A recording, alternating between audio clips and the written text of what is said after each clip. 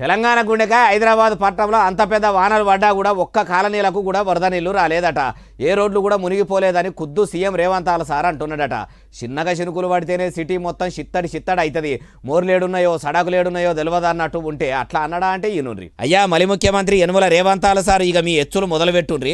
80 ఏళ్ల కంటే ముందు కురిసినంత అత్యధిక వర్షపాతం ఈరోజు నగరంలో కురిస్తే ఏ కాలనీలైనా ముంపు గురైనాయా, ఏ రోడ్లైనా జలమయమైనవా, వాటన్నిటిని హైడ్రాన్ పెట్టి సారు మీరు వానలు పడుతుంటే మీ ఇంట్లో అర్రల బొంత కప్పుకొని నిమ్మలంగా ఉంటే మీకు పట్టణంలో వచ్చిన వరదలతోనే ఆగమైన కాలనీలు ఏడగానొస్తాయి, చెరువుల లెక్క నిండిన రోడ్లు ఏడగానొస్తాయి. మరి అంతగానం వాన పడితే వాన నీళ్లు ఏడికి పోయినాయి ఆ ముచ్చట కూడా చెప్పుర్రి.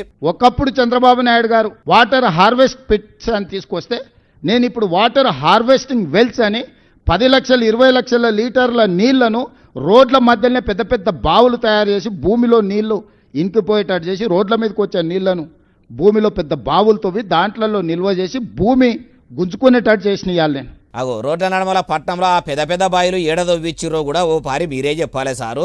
మీరు ఇట్లా బాయిలు దొవ్వితే వానబడ్డ నీళ్లు మొత్తం వచ్చి అలా పడ్డాయా?